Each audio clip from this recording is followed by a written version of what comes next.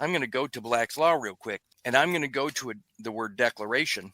Now, the reason I'm going here is because I want people to understand why I think the United States is the country and the state is the federal state. So I'm at 367 and I'm at the word declaration. Listing by person entering United States of merchandise or other goods brought into country by him. That one line tells you that the United States in this definition is considered a country. So Ray, you and I take a trip and we come back into the United States from another country. We land at Chicago O'Hare. Our first stop is where? Customs. We stop at customs, and what are they going to ask us? They're going to ask us, do you have anything to declare? They're going to say, are you bringing anything into the country that we should know about? Well, assuming we don't, we say no, and then we just keep going. But imagine this. I'm going to use my example. My mom, she was in Swedish American Hospital, September 1960, on the 4th floor. The question is, my mom, does she ever, when I come out of her womb, does she ever declare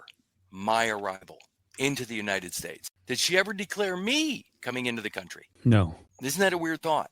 I mean, how in the world do they even know I'm around on the soil of Illinois? Presumably, but mom never declares me to customs officials anywhere.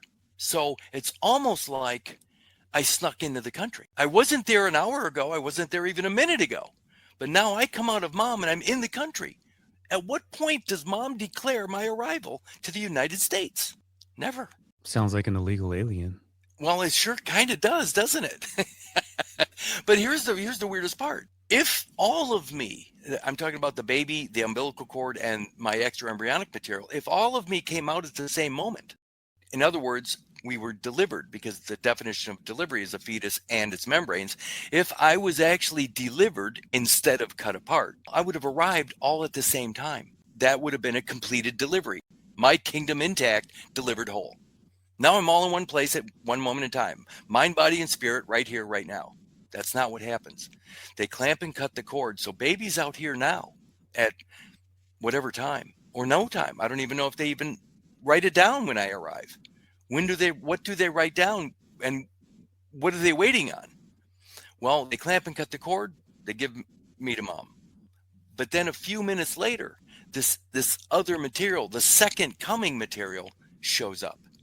A different time, different moment in time, not even located with me in space. Separated completely. Now there's two of me. There's two deliveries, or maybe one half of a delivery times two. Now the reason I'm saying this is because the definition of goods is where I'm going to go with this. So you got to think of me, the baby, as the traveler, and I'm disembarking. I'm coming off of one plane of existence, which is the unborn. I come out of mom and I arrive at the port of entry, the hospital. I have bags, but they clamp and cut the bags off of me. So now my bags are not even with me anymore. Think about that. Ray, you and I arrive at the airport and they lose our bags. So the bags are now going round and round in some carousel somewhere, and they end up in a lost and found. That's the afterbirth. My point is that that's also your goods. And it shows up at a later date. It shows up on paper with the birth certificate. The baby doesn't have any paper. Do you, as the owner of those bags, do you at any point in your life ever go to the lost and found and say, hey, listen, 65 years ago, somebody lost my bags and I've never gotten them. They've never been returned to me. Does anybody ever go back and ask for the bags, which is the fetal maternal placenta? Do you know anybody that ever went back and said, hey, you failed to deliver my bags? The point I'm trying to make is that if you get out of the hospital with the baby and the bags intact, the idea is that nothing is left behind. There's no split personality.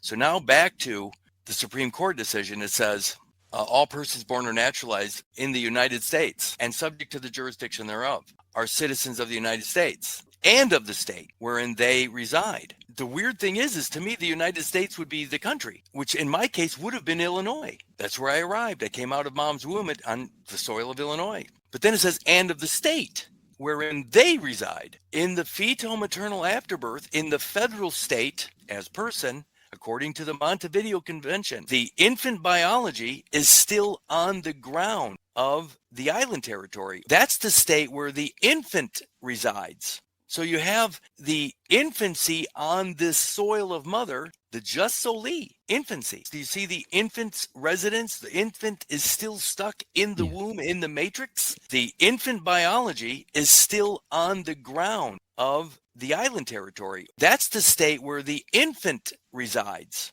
So you have the infancy on this soil of mother, the just soli, infancy. But that place where I implant is the birth, mom's uterine wall accretion conception. That's the birth. So it says each product of such birth. They're talking specifically about the accretion or that piece of ground mom created, which turns into the island territory in the afterbirth. My biology extends all the way back to fertilization, which is the origin of the species. But this thing here, this immaculately conceived conception, is the maternal part of the placenta. That's the ground or the island territory. That, I believe, is the state in the 14th Amendment.